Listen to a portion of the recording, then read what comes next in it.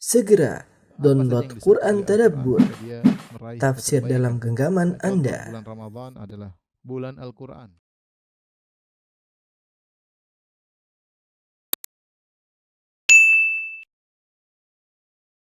Bismillahirrahmanirrahim. Assalamualaikum warahmatullahi wabarakatuh. Alhamdulillahi ala ihsani wa syukru lahu ala taufiqihi wa amtinani wa asyhadu an la ilaha illallah wahdahu la syarika lahu ta'ziman li sya'ni wa asyhadu anna Muhammadan abduhu wa rasuluhu da'ila ridwani. Allahumma salli alaihi wa ala alihi wa ashabihi wa ikhwani. Rekan-rekan, hadirin dan hadirat, Bapak-bapak dan Ibu-ibu yang dirahmati oleh Allah Subhanahu wa taala. Kita akan bahas suatu pembahasan yang sangat penting yang semua kita membutuhkan ibadah tersebut, yaitu ibadah bertobat kepada Allah Subhanahu wa taala. Yang Ibnu Qayyim rahimahullahu taala dalam kitabnya Madarijus Salikin menjelaskan bahwasanya bertobat adalah wadhifatul umur, yaitu dibutuhkan oleh semua orang, ya. Karena namanya manusia tidak luput dari berbuat dosa. Tidak luput dari berbuat dosa. Oleh karenanya, sebelum kita menjelaskan tentang tanda-tanda taubat seorang diterima, kita perlu menjelaskan tentang urgensinya taubat. Ada beberapa urgensinya taubat yang perlu kita ketahui, ya. Yang pertama, ya, bahwasanya taubat adalah amal seumur hidup, ya. Seumur hidup. Ini kenapa? Karena kita tidak pernah terlepas dari namanya dosa. Seakan-akan dosa adalah berbuat dosa merupakan suatu perkara yang melekat dalam sifat manusia, ya. Makanya dalam hadis Allah Subhanahu wa taala mengatakan, "Ya ibadi innakum tukhti'una bil-laili wan nahar." Wahai hamba-hambaku, kalian berbuat dosa di pagi hari dan di malam hari, di siang hari, malam hari. Nabi sallallahu alaihi wasallam juga bersabda, "Kullu bani Adam khata' wa khairul khata'ina at-tawwabun."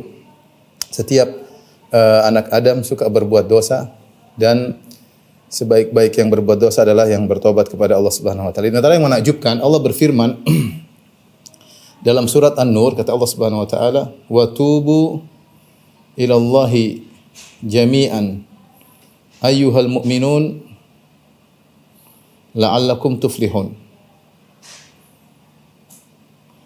Allah mengatakan bertobatlah kalian seluruhnya, jami'an, wahai orang-orang beriman, la'allakum tuflihun, semoga kalian beruntung. Ayat ini adalah dalam surat An-Nur dan dia adalah ayat madaniyah, yaitu ayat madaniyah. Madaniyah maksudnya dia turun di kota Madinah, yang ditujukan kepada para sahabat. Kepada para sahabat. Siapa para sahabat? Para sahabat adalah orang-orang terpilih, ya, orang-orang terpilih yang menemani perjalanan perjuangan Nabi Muhammad SAW, yang mereka sudah melakukan banyak amal soleh sebelum pergi ke Madinah. Di antara amal soleh tersebut mereka berhijrah dari Mekah menuju Madinah, meninggalkan harta, meninggalkan keluarga, meninggalkan tempat tinggal, ya. Kemudian mereka juga sudah beriman, kemudian mereka juga sudah berjihad, ya. Mereka juga sudah berinfak. Artinya banyak amal soleh yang mereka kerjakan. Tetapi Allah Subhanahu wa taala menyuruh mereka untuk bertobat. Wa tubu ilallahi jami'an. Bertobatlah kalian kepada Allah seluruhnya. Ayyuhal mu'minun, wahai kaum mukminin sekalian. Nah, ini perintah ditujukan kepada para sahabat. Kalau para sahabat yang luar biasa ibadah mereka masih disuruh bertobat, ya, karena bagaimanapun pasti ada kekurangan. Bagaimana tah lagi dengan kita yang jauh dari mereka, ya. Oleh karenanya saya selalu sampaikan bahwasanya kita ini senantiasa butuh kepada taubat, bukan saat ini saja tapi dalam kehidupan kita sampai kita bertemu dengan Allah Subhanahu wa taala. Kata Ibnu Qayyim rahimahullahu taala, seorang terus bertobat sampai kapan? Sampai kematian menjemputnya, sampai datang malaikat berkata kepadanya, ya, nahnu awliya'ukum fil hayatid dunya wal akhirah. Innal ladzina qalu rabbuna Allahu tsumma istaqamu tatanazzalu 'alaihimul malaikatu alla takhafu wa la tahzanu. Sampai dia mendengar malaikat berkata kepada dia ketika dia akan meninggal dunia, alla takhafu wa la tahzanu, jangan takut dan jangan bersedih. Wa absyiru bil jannah, dan bergembiralah dengan surga yang telah Allah janjikan kepada kalian. Selama hayat masih di kandung badan, kita senantiasa hendaknya bertobat. Kenapa? Karena tadi kita tidak luput dari kesalahan. Di antaranya ya, sebab-sebab bertobat, di antaranya kita kurang bersyukur.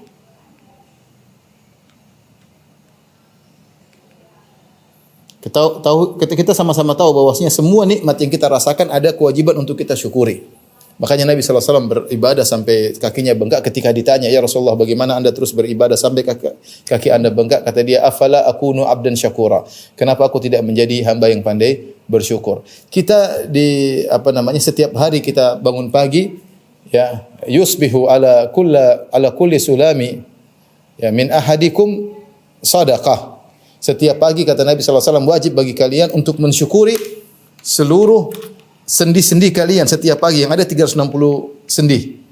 Di mana kita bangun pagi, kita merasakan nyaman, kita mudah bergerak ya. Sendi kita semua lancar ya, ada seakan-akan ada pelumasnya, tidak kaku, tidak sakit. Itu semua kata Nabi harus disyukuri setiap pagi. Artinya begitu banyak kenikmatan yang harus kita syukuri dan kita yakin kita tidak mampu untuk bersyukur kepada Allah dengan semestinya ya. Oleh karena di antara perkataan para ulama ketika seorang keluar dari toilet setelah buang hajat dia berkata, "Ghufranaka ya Allah, aku mohon ampunan." Kenapa? Karena dia tidak mampu bersyukur sebagaimana mestinya, sehingga kalau seandainya kotoran tersebut tidak keluar dari tubuhnya, dia tentu akan merasakan sakit yang luar biasa. Ketika dia bisa buang hajat, dia bersyukur kepada Allah dan dia mengatakan, "Ghufranaka itu ya Allah, aku tidak mampu bersyukur sebagaimana mestinya." Kemudian di antara hal yang buat kita hendaknya bertobat, kenapa? Karena kita tidak bisa beribadah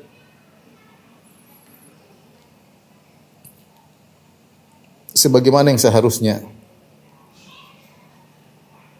Makanya orang-orang yang soleh mereka menyadari akan hal tersebut. Mereka setelah beribadah mereka beristighfar. Kata Allah, "Wabil asharihum yastaghfirun." Di waktu sahur mereka beristighfar. Kapan mereka beristighfar? Setelah mereka salat malam.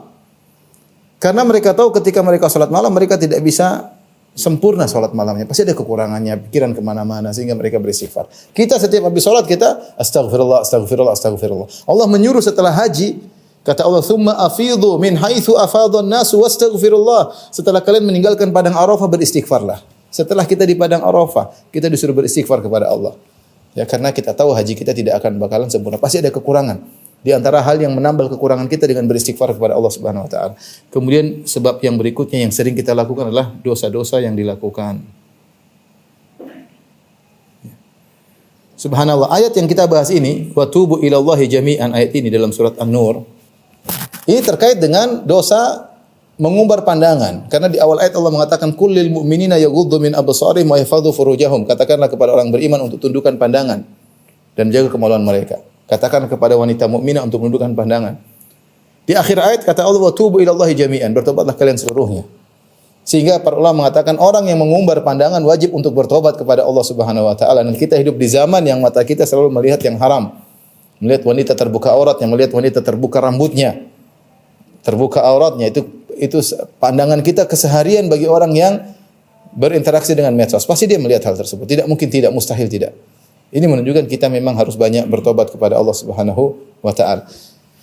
Karenanya Ibnu Qayyim menjelaskan dalam kitabnya Madarijus Salikin bahwasanya manusia hanya dua model. Hanya dua model. Yang pertama adalah at-taibun, orang-orang yang bertobat. Yang kedua adalah az-zalimun, orang-orang yang zalim.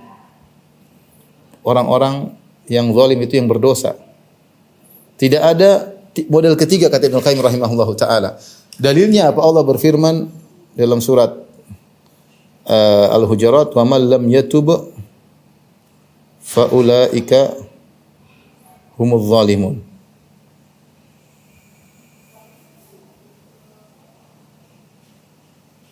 Barang siapa yang tidak bertobat, maka dia orang-orang yang zalim. Ya. Kenapa? Karena enggak mungkin manusia enggak bertobat. Kita ini pasti berdosa. Sekarang kita enggak berdosa, 5 menit lagi kita berdosa, mungkin kita enggak berdosa, sebentar lagi kita bakalan berdosa. Karena kita pasti tidak pandai bersyukur, kita pasti tidak bisa beribadah sebagaimana mestinya dan kita pasti bermaksiat. Nah, orang yang tidak mau beristighfar, tidak mau bertobat, Allah mengatakan wa man lam yutubu fa ulaika humudz zalimun. Barang siapa yang tidak bertobat maka dia orang zalim. Maka ini menunjukkan urgensinya kita harus senantiasa bertobat. Kita ingin menjadi golongan yang pertama, orang-orang yang sering bertobat, yang Allah mengatakan innallaha yuhibbut tawwabin wa yuhibbul mutatahhirin. Allah mencintai orang yang bertobat. Kata Ibnu Qayyim, orang tidak bertobat berarti dia tidak mengenal siapa Rabbnya, tidak mengenal dirinya, tidak mengenal hak Allah, tidak mengetahui kekurangan dirinya, tidak tahu diri sehingga dia tidak bertobat kepada Allah Subhanahu wa taala. Tidak mau lisannya mengatakan astagfirullah, astagfirullah, astagfirullah, astagfirullah.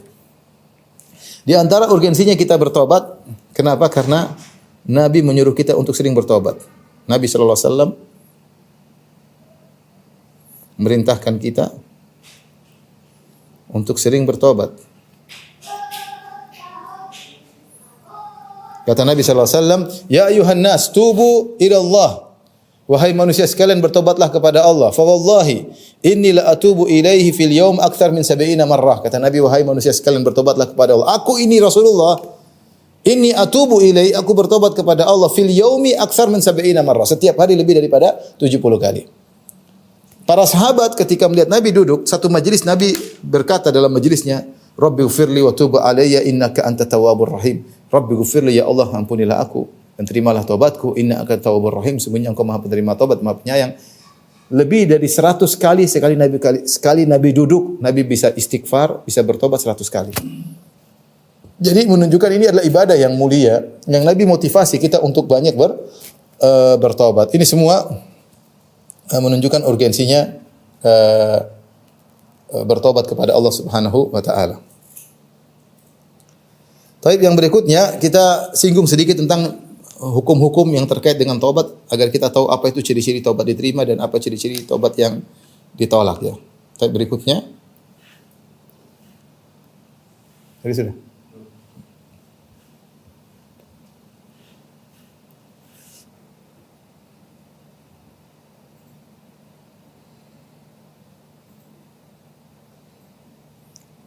Tentu banyak sekali dalil yang menunjukkan urgensinya taubat. Allah mencintai orang yang bertobat ya. Orang bertobat akan diampuni oleh Allah, diberi janjikan surga oleh Allah, tapi itu pembahasan tersendiri sudah pernah kita bahas dalam pembahasan yang lain. Saya menyimpulkan dari sisi yang lain urgensinya kita bertobat. Yang berikutnya adalah tentang hukum-hukum terkait dengan taubat.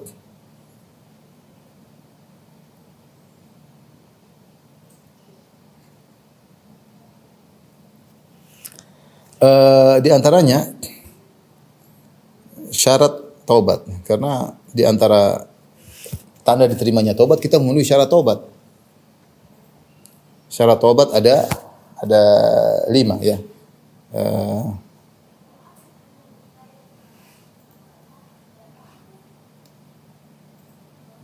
Yang pertama ikhlas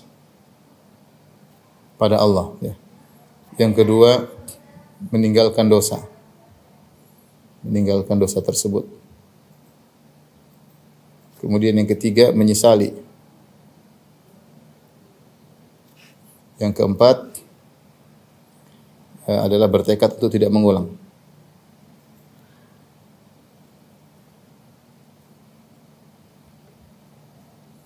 Yang kelima adalah masih pada waktu di waktu yang diizinkan. Waktu yang diizinkan itu ada 2. Sebelum nyawa di kerongkongan dan sebelum tiba hari kiamat. Kalau sudah mati percuma bertobat, sudah di alam barzah percuma bertobat. Kalau yang keenam, kalau berkaitan dengan hak orang lain, jika terkait dengan hak orang lain,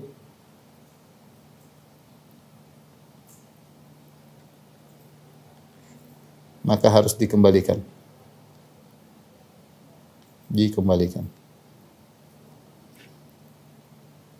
Inilah syarat-syarat taubat.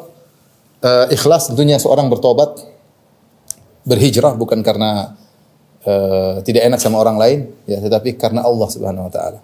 Seorang meninggalkan rokok bertobat bukan karena takut sakit, bukan, tapi karena Allah Subhanahu wa taala. Seorang meninggalkan riba bukan karena takut dicela oleh orang-orang, tapi karena Allah Subhanahu wa taala. Ikhlas. Karena taubat ibadah. Kalau tidak ikhlas percuma. Orang berhijrah tapi tidak ikhlas, riya dengan hijrahnya percuma. Meninggalkan dosa tersebut. Ya, namanya taubat terus meninggalkan dosa tersebut. Menyesal, kata Nabi SAW, an-nadamu taubat. Nyesal adalah taubat. Dan ini adalah syarat utama dia menyesali, hatinya benar-benar menyesal atas apa yang telah dia perbuat. Kemudian syarat berikutnya bertekad untuk tidak mengulang. Adapun dia bertobat tapi dia nanti bulan depan saya mau ulangi lagi, tobatnya tidak diterima. Di waktu diizinkan dua, ketika innallaha yaqbalu taubatal abdi malam yughargir. Allah menerima taubat seorang hamba sebelum nyawa di kerongkongan. Kalau sudah di kerongkongan tidak akan diterima atau sebelum tiba hari kiamat. Yang terakhir yang keenam, jika terkait dengan hak orang lain maka harus dikembalikan. Ini di antara syarat-syarat taubat.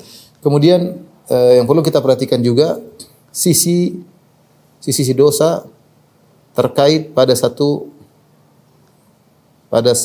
dosa. Di sini Ibnu Qayyim menjelaskan tentang apa sih sisi dosa yang kita lakukan terkait dengan satu dosa. Ada beberapa sisi. Pertama, dosa ketika dosa karena melakukan dosa.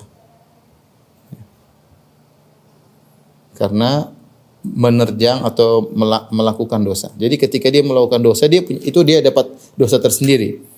Yang kedua, jadi melakukan dosa adalah dosa. Kemudian di antara kata Ibnu Qayyim rahimahullah taala, al-farah inda dhafar bihi, dosa gembira ketika berhasil bermaksiat. Ketika melakukan maksiat. Melakukan maksiat dosanya tersendiri. Dosa gembira karena berhasil bermaksiat. Ini dosa tersendiri. Bahkan kata Ibnu Qayyim lebih besar daripada melakukannya. Dia gembira bisa minum khamar, gembira bisa berzina, itu dosa tersendiri lain dengan dosa berzinanya. Berzinanya juga dosa, gembira bisa berhasil menzinai anak orang, itu dosa tersendiri. Bahkan itu bisa lebih parah daripada dosa yang sedang dia lakukan. Kata Ibnu Qayyim rahimahullah taala. Di antaranya continue ya. Dalam bermaksiat, ini juga dosa tersendiri. Ya, ini dosa tersendiri. Jadi ketika kita melakukan dosa, ya, satu dosa itu mengandung beberapa maksiat, beberapa dosa. Ya, maka Ibnu Qayyim menyebutkan ada satu lagi, al-inkhila anil ismah. Kata Ibnu Qayyim, al-inkhila an ismatillah. Kata Allah, "Wa may ya'tasim billahi faqad hudiya ila siratal mustaqim." Siapa yang berpegang itu terlepas dari itu melepaskan diri dari penjagaan Allah. Ini dosa tersendiri kata Ibnu Qayyim. Dia sudah nyaman. Dia setiap hari pergi ke masjid. Alhamdulillah dia sudah punya istri, dia sudah punya pekerjaan halal, dia sudah dijaga oleh Allah. Tapi dia sengaja lepas. Dia pingin zina, ninggalkan sama zina sama perempuan lain. Dia sudah ada yang halal, dia pingin minum khamar. Dia pingin lepas diri daripada penjagaan Allah. Ini dosa tersendiri. Sehingga Ibnu Qayyim menyebutkan ada 4 macam dosa yang bisa dilakukan oleh seorang hamba dalam satu dosa. Ini harus dia tobati semuanya. Harus dia bertobat semuanya. Baik, hukum berikutnya, sebenarnya hukum tobat banyak, sudah saya pernah bahas dalam kajian, saya tidak akan ulang. Saya ini hanya terkait dengan tanda diterima dan ditolaknya tobat. Ini makanya ini mukadimah semuanya. Yang berikutnya adalah tentang hukum asal. Asalnya Allah menerima tobat seorang hamba. Asalnya Allah menerima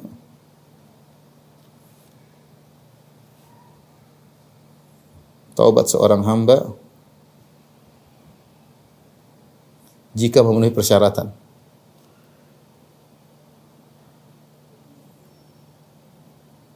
Asalnya ya. Tapi terkadang tidak diterima karena tidak memenuhi persyaratan. Tapi apa saja dalil-dalil yang menunjukkan asalnya Allah menerima taubat? Banyak dalilnya. Di antara nama Allah At-Tawwab adalah At-Tawwab. Maha menerima taubat di antaranya, Maha menerima taubat. Berarti Allah sangat mudah menerima taubat. Artinya kalau ada manusia mudah memaafkan orang, Allah lebih utama mudah memaafkan. Ya kalau ada orang aku salah, manusia bisa memaafkan, apalagi Allah Subhanahu wa taala. Itu konsekuensi dari At-Tawwab, bahwasanya Allah Maha menerima taubat. Firman Allah Subhanahu wa taala, "Awala ya'lamuna anna Allah Alam ya'lamu anna Allah huwa yaqbalu taubatal ibadati?" Alam ya'lamu ya, dalam ayat alam ya'lamu annallaha huwa yaqbalu taubata an ibadihi. Tidakkah mereka mengetahui bahwasanya Allah dialah yang menerima taubat? Allah mengatakan annallaha, tidakkah mereka mengetahui bahwasanya Allah dialah yang menerima taubat. Dialah yang Maha menerima taubat.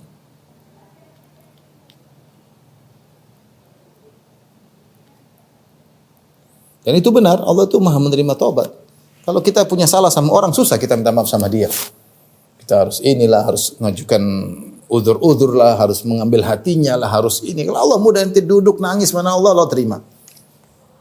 Enggak usah susun kata-kata yang aneh-aneh. Pokoknya menyesal, an-nadamu taubat. Kata Nabi, menyesal adalah taubat. Nangis, menyesal, sudah bertekad, selesai. Mudah bagi Allah. Makanya dia Maha menerima taubat Allah Subhanahu wa taala. Di antaranya Allah mengatakan wa huwal ladzi yaqbalu taubatan ibadi wa ya'fu anis sayyi'at, dalam ayat yang lain. Wa huwal ladzi yaqbalu taubata an ibadihi wa ya'fu anis sayyi'at. Saya sampaikan ayat-ayat yang menunjukkan Allah Maha menerima taubat. Dialah Allah yang menerima taubat dari hambanya dan dia memaafkan dosa-dosa. Allah juga berfirman, "Ghafiriz dzambi wa qabilit taubi." Ghafiriz dzambi wa qabilit taubi. Zitaul dalam surat Ghafir. Dialah Allah yang mengampuni dosa-dosa dan dialah Allah yang menerima taubat dari hamba-hambanya. Kemudian juga misalnya innallaha yuhibbut tawwabin. Allah mencintai orang-orang yang bertobat. Kalau Allah mencintai berarti Allah mudah terima. Allah cinta dengan orang yang bertobat. Ketika orang bertobat Allah cintai. Konsekuensi Allah mencintai, Allah menerima taubat. Ini hukum asal. Allah menerima taubat para hamba, ya. Kemudian dalam hadis, ya, dan Allah juga mengatakan qul lil ladzina kafaru iyantahu yughfar lahum ma qad salaf. Qul lil ladzina kafaru iyantahu yughfar lahum ma qad salaf. Yughfar lahum ma qad salaf. Sampaikan kepada orang kafir kalau mereka berhenti maka akan diampuni dosa-dosa yang mereka telah lalu. Dalam hadis kata Rasulullah sallallahu alaihi wasallam, "Lallahu ashaddu farahan bi taubati 'abdihi hina yatubu ilaih."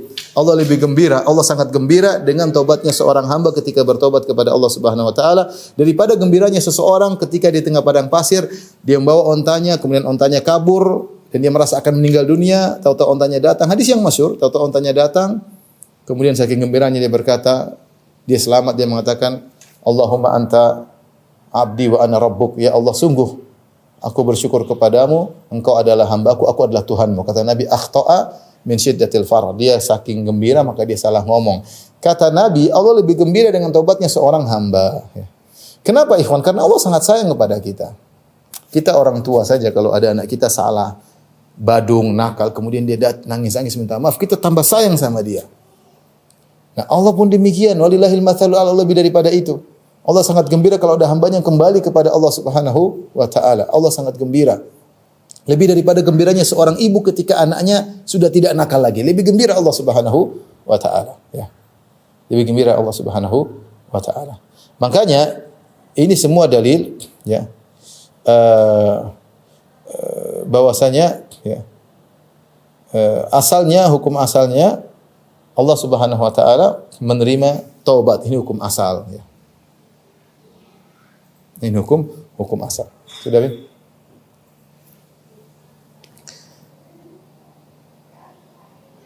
Baik.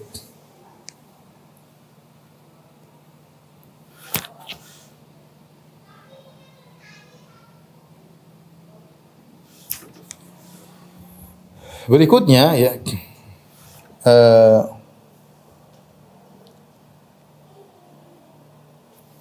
meskipun hukum asal Allah menerima taubat,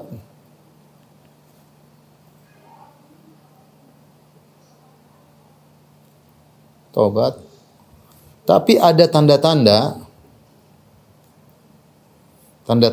yang menunjukkan tobat kita bermasalah. Tobat kita bermasalah. Bermasalah dalam hal ini tidak memenuhi persyaratan. Tidak memenuhi persyaratan.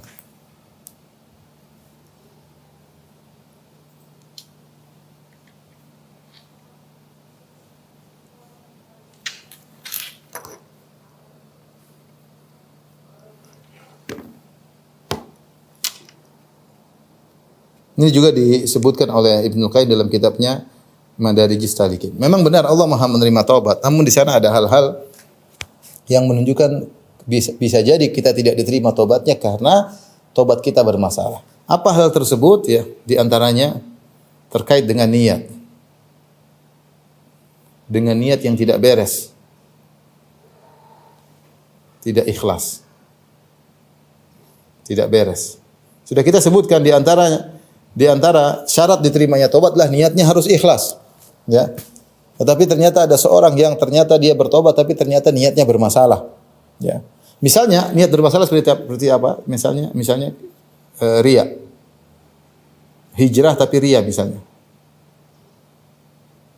Ingin dipuji, saya sudah meninggalkan ini, enggak benar. Ini tobat tidak diterima.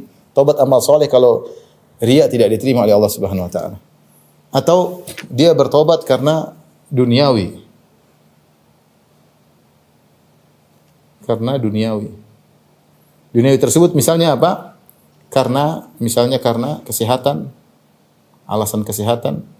Dia berhenti merokok, mereka berhenti berzina bukan karena takut Allah tapi takut terkena penyakit kelamin, takut terkena penyakit paru-paru, ya. Maka saya bertobat. Tapi bukan karena Allah, tapi karena duniawi. Karena alasan kesehatan. Misalnya. Atau misalnya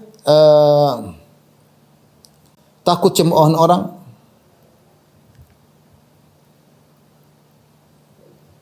Ini duniawi berarti.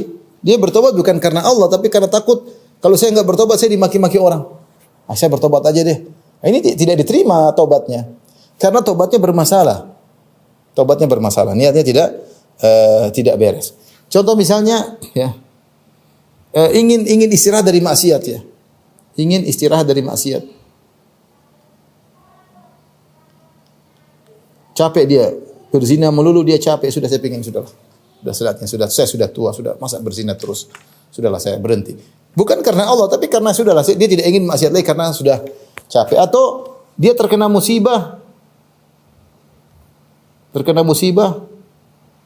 Ya. Dan dia bertobat agar musibahnya diangkat.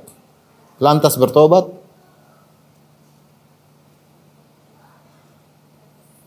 agar musibahnya diangkat.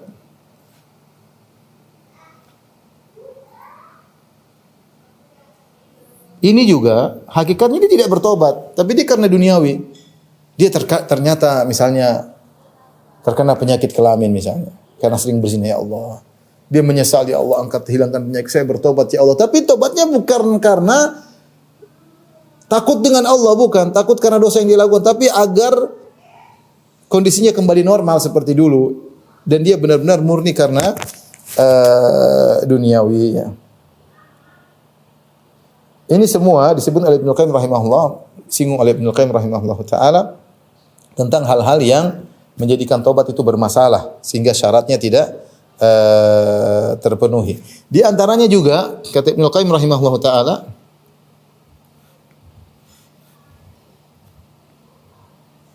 yaitu dia merasa tuma'nina wa wuthuq annahu qad taba ya. Dia merasa aman. Dia merasa tobatnya sudah benar.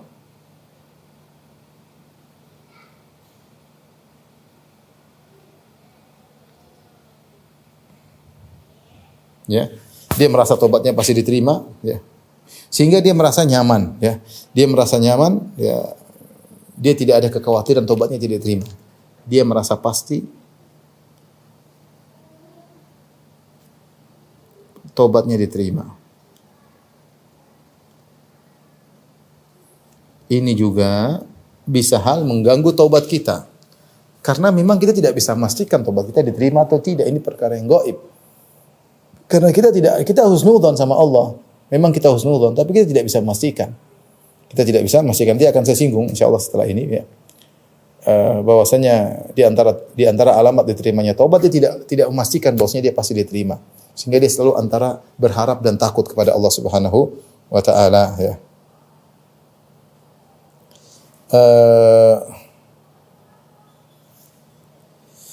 Di antaranya ya, yaitu dia tidak melakukan amal-amal soleh setelah bertobat, tidak terpacu untuk melakukan amal-amal soleh, amal soleh setelah bertobat. Ini di antara hal-hal yang mengganggu atau menjadikan tobat kita bermasalah ya. Tobat kita bermasalah. Ketika dia merasa aman, dia merasa tobatnya pasti diterima, dia kurang menyesali. Dan padahal kita tahu di antara syarat tobat adalah harus menyesal ya, harus menyesal ya. Jika tobatnya terkait dengan hak orang lain, ya terkadang ya dia menggampangkan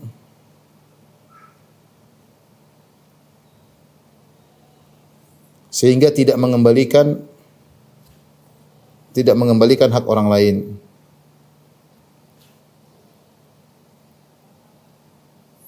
Ini semua ikhwan, 4 perkara ini adalah menjadikan tobat kita perlu dicurigai. Tobat kita perlu dicurigai, belum tentu diterima. Karena Allah benar, Allah Maha menerima tobat jika tobat tersebut telah memenuhi persyaratan. Tapi setelah ini kita akan bahas tentang alamat-alamat tanda-tanda diterimanya tobat.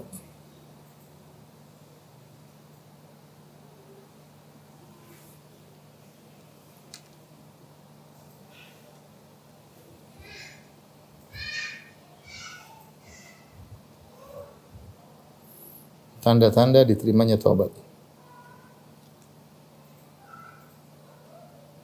Apa sih tanda diterima taubat? Ibnu Qayyim rahimahullah dalam Madarijus Salikin menyebutkan beberapa tanda-tanda. Yang perlu kita ingatkan, yang perlu diingatkan, diketahui, diterimanya taubat seorang adalah perkara yang gaib. Yang tahu hanyalah Allah.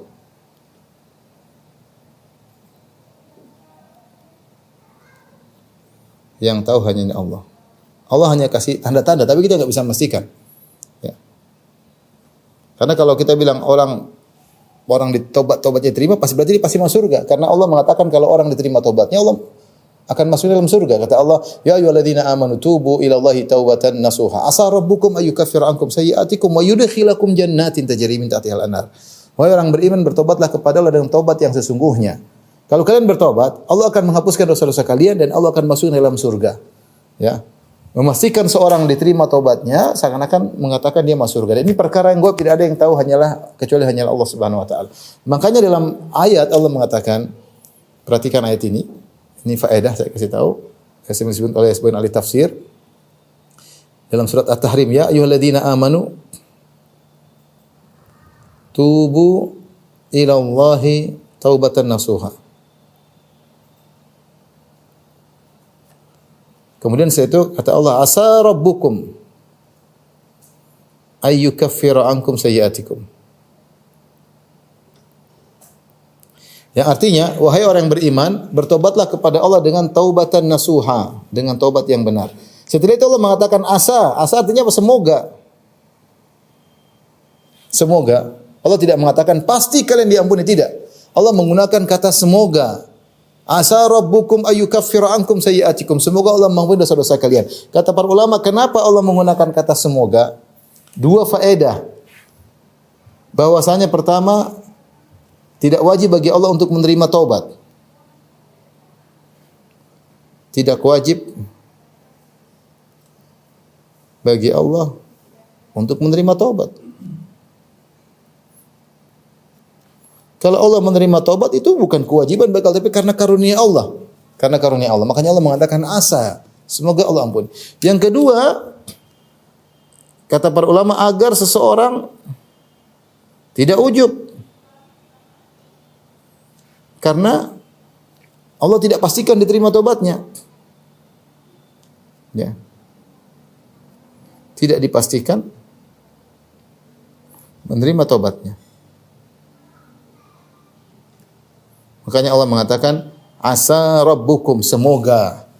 Jadi saya ingin sampaikan, kita tidak bisa memastikan seorang terima tobatnya. Kita hanya mengatakan mudah-mudahan, insya Allah. Kenapa? Karena tanda-tanda telah terpenuhi pada dirinya. Insya Allah tobatnya diterima. Nah, kita ingin tahu apa tanda-tanda tersebut yang menunjukkan seorang diterima tobatnya. Ibnu Qayyim rahimahullah menyebutkan dalam Madarijus Salikin, kitabnya Madarijus Salikin, kitab yang sangat bagus, dicetak ada 4 jilid, ada sekitar 4 jilid, ada kalau tidak salah lebih daripada itu ya. Di antaranya yang pertama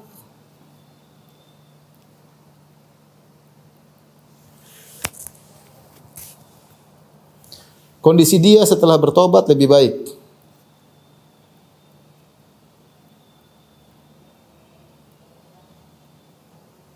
Lebih baik. Ini adalah tanda-tanda yang sering disebutkan oleh para ulama dalam segala macam ibadah. Ibnu Qayyim juga menyebutkan dalam masalah taubat. Contoh kalau orang bertanya, "Ustaz, apa tandanya haji kita haji mabrur?" Saya bilang susah. Tapi Ibnu Hajar Al-Asqalani menyebutkan di antara tanda bahwasanya seorang hajinya mabrur, kondisi dia setelah berhaji lebih baik daripada sebelum berhaji. Kondisi dia setelah berhaji lebih baik daripada sebelum berhaji. Ya. Ibarat saya sering sampaikan, ibarat seorang punya mobil rusak dimasukkan ke dalam bengkel, setelah diperbaiki selama sebulan dikeluarkan mobilnya lebih baik daripada sebelum dimasukkan bengkel, berarti bengkelnya beres. Tapi kalau dimasukkan ke dalam bengkel, dikeluarkan dari bengkel, mobilnya tambah rusak, berarti bengkelnya nggak beres. Nah, seorang kalau berhaji, setelah sepulang dari haji tambah sombong, tambah angkuh, tambah merasa tinggi, berarti hajinya nggak beres. Maka di antara tanda haji mabrur, kondisi dia setelah haji lebih baik daripada sebelum haji. Sama kata Ibnu Qayyim rahimahullah taala, tanda seorang diterima taubatnya, dia lebih baik setelah bertobat. Kondisi dia dulu sebelum bertobat kondisinya kurang bagus, setelah bertobat kondisinya lebih baik. Ini indikasi bahwasanya taubatnya diterima oleh Allah Subhanahu wa taala. Yang kedua kata Ibnu Qayyim rahimahullah taala, senantiasa dia merasa takut. Merasa takut dengan dampak dosanya. Makanya ada perkataan Ibnu Qayyim yang indah, beliau mengatakan seorang bisa masuk neraka gara-gara amal solehnya dan seorang bisa masuk surga karena kemaksiatan. Kok bisa masuk neraka gara-gara amal soleh dan masuk surga gara-gara kemaksiatan? Kenapa? Ketika dia beramal soleh dia ujub, merasa pede, merasa bangga. Gara-gara ujubnya akhirnya dia masuk ke dalam neraka jahanam. Sebaliknya seorang melakukan maksiat senantiasa dia khawatir, takut. Dia kalau ingat maksiat tersebut dia menyesal. Ini membuat dia akhirnya masuk surga karena senantiasa dia beristighfar kepada Allah Subhanahu wa taala. Maka kata Ibnu Qayyim rahimahullahu taala, seorang ciri-ciri taubatnya diterima yaitu dia senantiasa merasa takut, ya. Khauf tersebut mustamir, rasa takut tersebut selalu ada dalam dirinya, ya. Dia tidak tahu apakah tobatnya diterima atau tidak, sehingga dia antara roja, berharap diterima tobatnya, dan khauf, khawatir tidak diterima.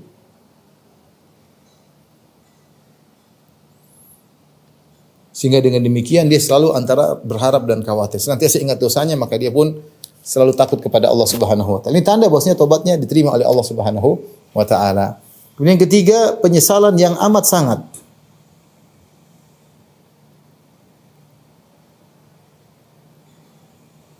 Kalau ingat dosa dia menyesal, ya Allah kenapa saya melakukannya?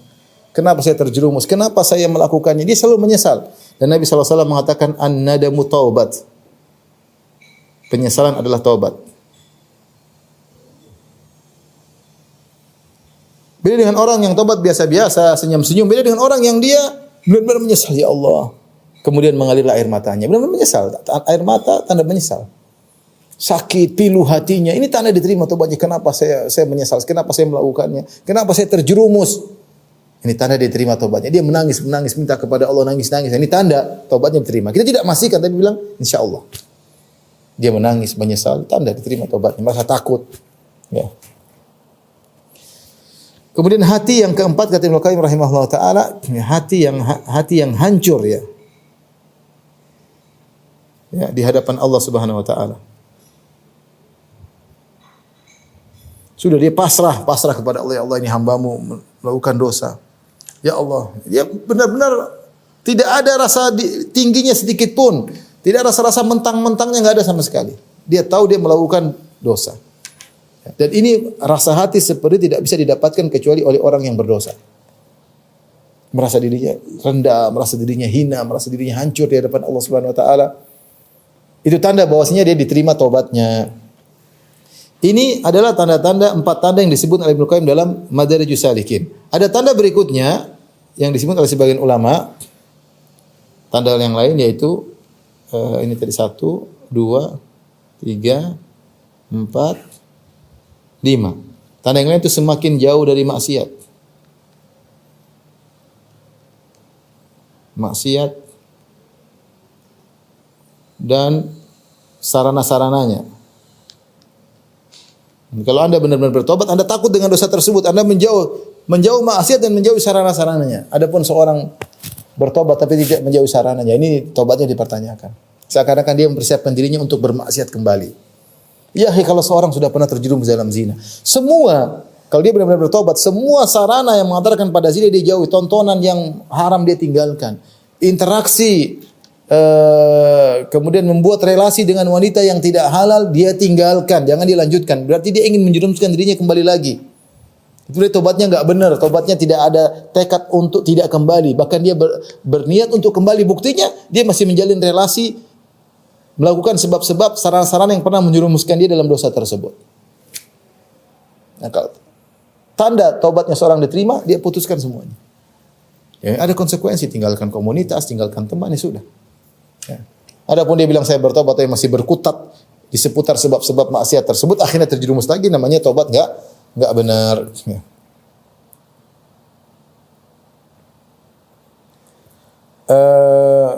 Kemudian di antaranya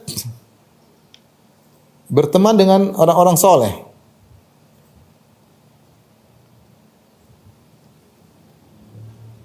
Berteman dengan orang-orang orang soleh ya. Di antara dalil tentang 2 hal ini, poin ke-5, poin ke-6 adalah kisah tentang pembunuh 100 nyawa. Yang ketika dia sudah membunuh 100 nyawa, dia bertemu dengan seorang alim, dia berkata, "Wahai orang alim, apakah saya masih bisa diterima tobatnya?" Kata orang alim tersebut, "Masih bisa, tapi kau harus pergi ke kota lain, ke negeri kampung lain. Beribadahlah kepada Allah dengan orang-orang yang soleh di sana, yang beribadah kepada Allah. Tinggalkanlah kampungmu yang dulu." Ini 2 faedah yang bisa kita ambil. Yang pertama, ketika kita bertobat, di antara tanda diterima tobat, kita meninggalkan komunitas kita yang kita pernah bermaksiat dalam komunitas tersebut. Sebagaimana pembunuh 100 nyawa disuruh tinggalkan tempat tinggalnya yang lalu. Karena kalau dia tinggal tempat yang lalu, tempatnya yang lama, dia bisa terprovokasi, termotivasi untuk membunuh kembali. Karena sebab-sebab yang buat dia membunuh orang ada di situ di kampung tersebut. Maka dia harus merubah suasana. Orang alim tadi mengatakan, pergilah kau ke tempat yang lain. Artinya tinggalkan seluruh sebab-sebab sarana yang buat kau bisa bermaksiat kembali. Yang kedua, kata orang alim tersebut, beribadahlah kepada Allah bersama orang-orang yang soleh di sana. Dia cari komunitas baru. Maka seorang yang benar-benar bertobat kepada Allah, dia meninggalkan masa lalunya, dan dia mencari komunitas baru yang bisa menyelamatkan dirinya, membantu dia untuk menyelamatkan dirinya. Tadi dalilnya adalah tentang kisah orang yang membunuh 100 nyawa tersebut. Kemudian yang berikutnya, sebenarnya mengatakan lagi di antara ciri taubat seorang diterima, yaitu dia memandang taubat adalah anugerah yang indah. Dia memandang bahwa dia bisa bertobat itu adalah anugerah yang tinggi, anugerah yang besar. Dan dia takut kehilangan anugerah tersebut.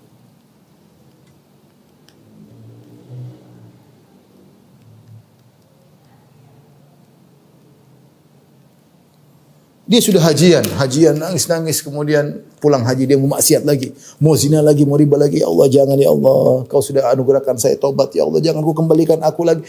Dia tahu tobat itu nikmat yang sangat besar. Ketika dia mau kembali dia enggak suka. Ini tanda dia diterima tobatnya. Karena dia tahu nikmat tobat dan dia tahu bagaimana kalau dia bermaksiat lagi tobatnya gagal. Tobatnya gagal. Oleh karenanya seorang merenungkan tentang agungnya taubat, kalau dia diberi izin oleh Allah untuk bertobat, maka dia jaga benar. Jaga benar taubatnya tersebut, jangan dia gampang-gampangin akhirnya terjerumus lagi dalam kemaksiatan-kemaksiatan yang lainnya ya. Inilah ikhwan dan akhwat yang rahmatillah subhanahu wa taala, kalau kita boleh sebut sekitar 7 tanda-tanda diterima taubat ya. Yang pertama tentunya persyaratan dipenuhi. Tadi 6 persyaratan yang sudah kita sebutkan persyaratan taubat. Kalau dipenuhi insyaallah itu tanda taubat diterima. Ikhlas kepada Allah, kemudian menyesali perbuatan, meninggalkan maksiat, bertekad tidak kembali, kemudian mengembalikan hak orang lain, di antaranya di waktu yang masih diizinkan untuk bertobat. Innamat taubatu 'ala Allahi lil ladzina ya'maluna su'a bi jahalatin tsumma yatubuna min qarib. Ya, sungguhnya taubat itu Allah berikan kepada orang yang melakukan kemaksiatan. Ya, tsumma yatubuna min qarib, kemudian mereka bertobat sebelum nyawa di kerongkongan. Ya. Walaysat at-taubatu lil ladzina ya'maluna sayyi'at hatta idza jaa ahaduhumul maut qala inni tubtu al-an. Dan bukanlah taubat orang yang melakukan maksiat kemudian ketika datang kematian saya bertobat sekarang, percuma. Lihatlah Fir'aun ketika akan meninggal dia bertobat. Dia mengatakan alamma adrakahul gharaqu qala amantu annahu la ilaha illa alladhi amanat bihi banu Israil wa ana minal muslimin. Aku beriman tidak ada yang berhak disembah kecuali Tuhannya Bani Israel dan aku orang Islam. Kata Allah al-ana, sekarang baru bertobat. Setelah mau tenggelam. Wa qad asaita qablu wa kunta minal mufsidin. Sebelumnya kau melakukan kemaksiatan, kau melakukan kerusakan. Tidak diterima taubatnya oleh Allah Subhanahu wa taala. Jadi seorang tidak bisa memastikan dia bertobat diterima atau tidak, ini rahasia Allah Subhanahu wa taala. Tapi husnuzan, kita husnuzan Allah Maha menerima taubat, Allah mencintai orang yang bertobat. Kalau orang tanya kita bilang insyaallah. Yang penting kau penuhi persyaratan, niatmu tulus karena Allah, kau menyesal, seharusnya Allah terima taubatmu karena Allah Maha menerima taubat. Kalau kita dapati kita bisa memaafkan orang lain terkadang dengan mudahnya, Allah lebih utama lagi untuk mengampuni karena Dia Maha menerima taubat dan Maha mengampuni. Baik, inilah rekan-rekan, ikhwan dan ibu-ibu yang dirahmati Allah Subhanahu wa taala tentang tanda-tanda terima taubat ya. Semoga ketika kita berdosa kemudian kita bertobat kepada Allah, kita memenuhi tanda-tanda tersebut. Dan kita husnuzan kepada Allah bahwasanya Tuhan kita Maha baik. Wallahu arhamu bi ibadi min hadhi bi waladi. Allah lebih sayang kepada hamba-Nya daripada seorang ibu terhadap anaknya. Ya, Allah insyaallah menerima taubat. Yang penting kita memenuhi persyaratan. Dan ingat, jangan lupa taubat harus ikhlas. Tapi demikian saja rekan-rekan, Bapak dan Ibu yang dirahmati Allah Subhanahu wa taala, apa yang saya sampaikan kalau saya mohon maaf. Semoga Allah menjadikan kita hamba-hambanya yang senantiasa bertobat. Allahumma ja'alna minat tawabin. Semoga Allah menjadikan kita hamba yang suka bertobat dan dicintai oleh Allah Subhanahu wa taala. Wabillahi taufiq wal hidayah. Assalamualaikum warahmatullahi wabarakatuh.